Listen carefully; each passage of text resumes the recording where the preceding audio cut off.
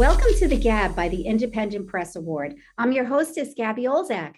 Today, we welcome award-winning author James Ross of Jackson, Wyoming. Jim's debut mystery novel, Coldwater Revenge, was recently awarded the 2022 Independent Press Award. In addition to a multitude of awards, his debut historical fiction novel, Hunting Teddy Roosevelt, received the 2021 Independent Press Award Distinguished Favorite. A novelist and gifted storyteller, Jim has also been a Peace Corps volunteer in the Congo, a CBS News producer, and a congressional staffer and a Wall Street lawyer. Jim, welcome to the GAB and congratulations. Well, thank you, Gab. I'm happy to be here. Thank you. So, Jim, you were quoted as saying, "I wrote my first book in college and published the first one the same year I started to collect Social Security." I love that quote. Of course, that book was Hunting Teddy Roosevelt. Seems like you've lived many, many lives in between. Share with us how these various stages in life prepared you to be a better writer. Well, there's Chinese saying, or curse, depending on how you look at it, may you live in interesting times. I think for my generation, going to college during the Vietnam War, and that period was, a pretty exciting introduction to adult life. It was a period of constant change. When I look back at it, I feel a certain degree of compassion for the parents of my generation who were, depression babies. The ones who the men went off and fought World War II. The ones who came back, who survived, came back and started families early. Life was good for a while, and then all hell broke loose in terms of difference in generations, the Vietnam War, and so on and so forth. Things haven't stopped changing dramatically since then. I think I'm the beneficiary or the recipient of that Chinese curse. May you live in interesting times. Well, you certainly did live and are living an interesting life. So, Jim, after publishing Hunting Teddy Roosevelt, a historical fiction novel, what led you to delve into the mystery thriller genre with Coldwater Revenge? And might I add, in addition to all of the awards that you've won for it, it's number 15 on the Amazon mystery bestseller chart. No easy feat. So what made you decide to delve into that genre? Well, actually, I wrote that book before I wrote Hunting Teddy Roosevelt.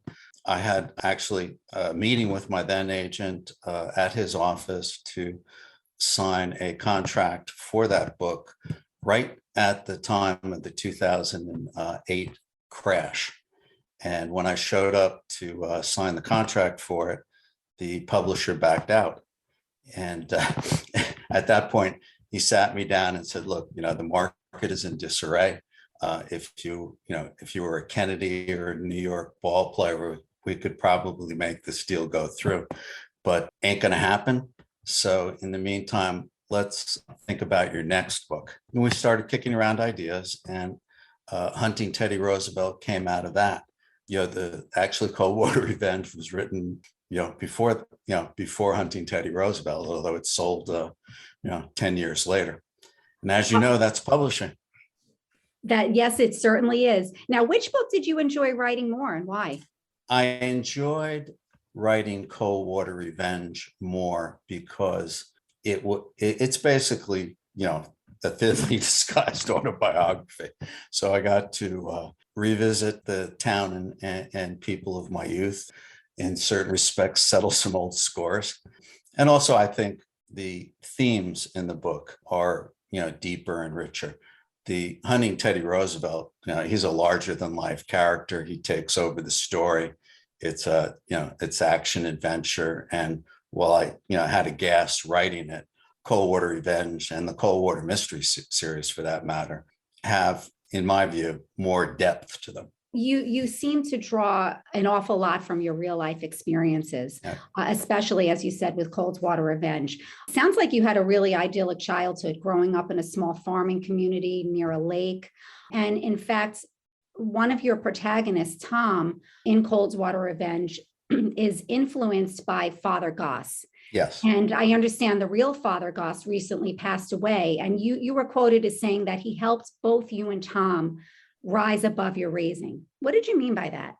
I grew up in a fairly typical small town, church-centric, Irish ethnic community. While that's very protective and it's a safe place to grow up, it's not the real world, and its values tend to be very conservative. If you happen to be different at all from the group, if you're smarter or you're this, that, or the other thing, the tall poppy syndrome will kick in. You'll get cut back to average and to fit. And for some people, that simply doesn't work. And I was fortunate enough to, in the Father Gauss character, encounter a real intellectual, which were rare in my little town at that time. He sort of took me under his wing and introduced me to a larger world. I realized that there was, life beyond Coldwater with, possibilities that more suited, who I am. So like the Tom character, I left, and made my, my way in the larger world as opposed to, staying in the community I grew up in. Which of the two brothers, Jim, do you connect with more, Tom or Joe? Tom, for probably obvious reasons, but Joe reflects the upbringing I had. The tough, stoic, don't tread on me, macho prototype of the 1950s and 60s. There's a part of him that I retain and cherish, but he's a small part. Now, I'm curious, was it your calling to become a storyteller and writer? Because I understand there's a tradition of storytelling in your family. And in fact, your son is also a writer. Yes, I would say it wasn't an intention.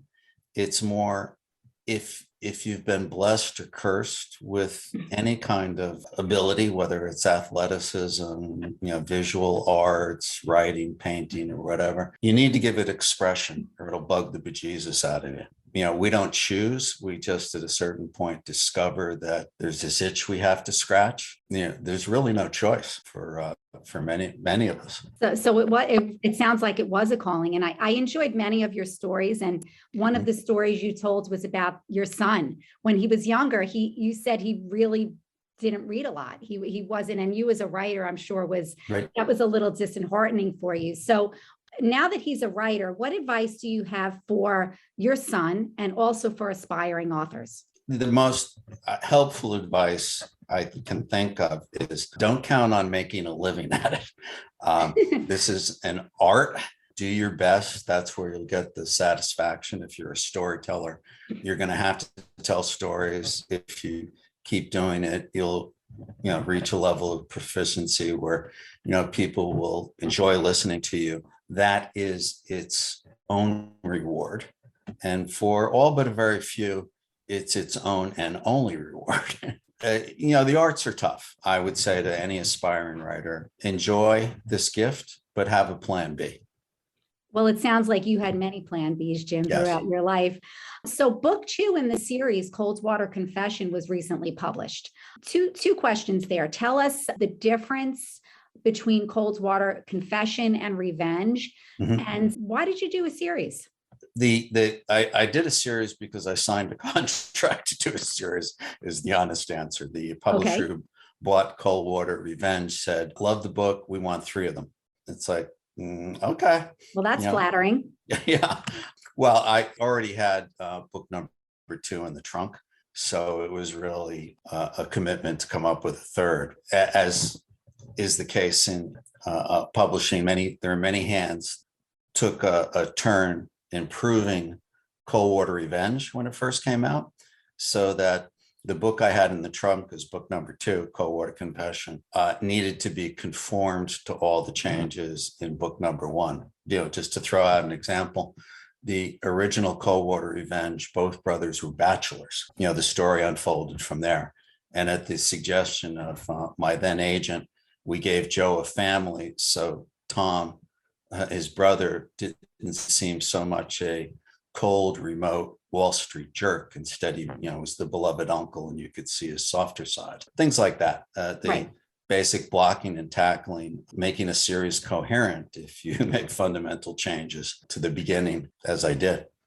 But that's really how the 3-book series came about, a contract. The concept was much simpler than that. When my sons, who were close in age, were about to enter high school, their mother said to me, "My worst fear is that they fall for the same girl."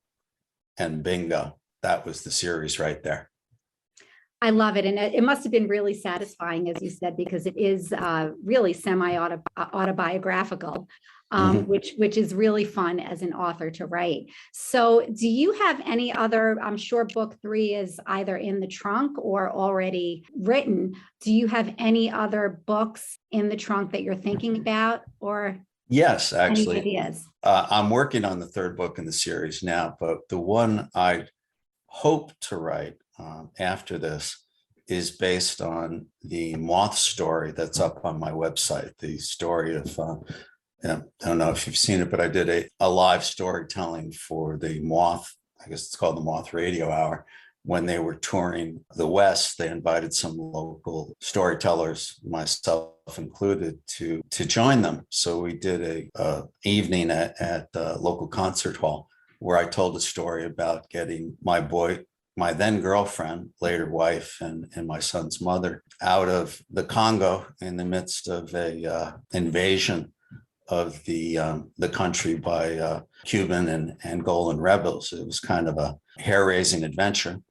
Story went over well, and it's a book that it's a story I'd like to turn into a book next. My only hesitation is whether it's a story that's long enough to be a novel. So if any of your readers happen to visit my website and want to play that performance, I'd love feedback on that. Well, I have actually listened to quite a few of your stories, and I think it's fair to say, Jim, you can also add comedian to your resume, without a doubt. Tell us about your newsletter, because I think our readers would be very interested in listening to some of your stories. Well, trying to get an audience for your stories is, marketing and sales as opposed to art. So I'm actually learning as I go along. It's been recommended to me by my publisher and others that I have a newsletter, I have a website, I have a Twitter, Facebook, Instagram, etc. As a former lawyer and businessman, I'm reminded of what John Wanamaker, the founder of the first department store, said about advertising. He said something to the effect that 50% of advertising is wasted. We know that. We just don't know which 50%. So the newsletter is part of an effort to just make people aware of Jim Ross, storyteller. Listen up if you like it, listen more. But whether it's an effective marketing and sales tool, I don't really know. Well, let's try to help you out. How can readers learn more about you? I think the best place is to go to my website, jamesrossauthor.com. There there are links to all my books. There are links to live performances. There are links to published stories. There's quite a bit of material on there. And hopefully whoever lands on that page is so fascinated that it takes them at least an hour or 2 before they leave. Well, I think there's a pretty good chance of that for sure. So one final question, Jim. During the pandemic, you were asked who you would want to meet or hang out with. And you replied, myself at age 20, so I can give me a heads up about the road ahead. So Jim, what would you say to your younger self? I would say get rid of your vices earlier than you did. Work on your strengths harder. Enjoy the ride. Great advice. Jim, thank you so much for joining us today. This is Gabby Olczak of the GAB. Join us next week when we talk with Stephen Fish, author of A Call to Reform. Until next time, keep reading.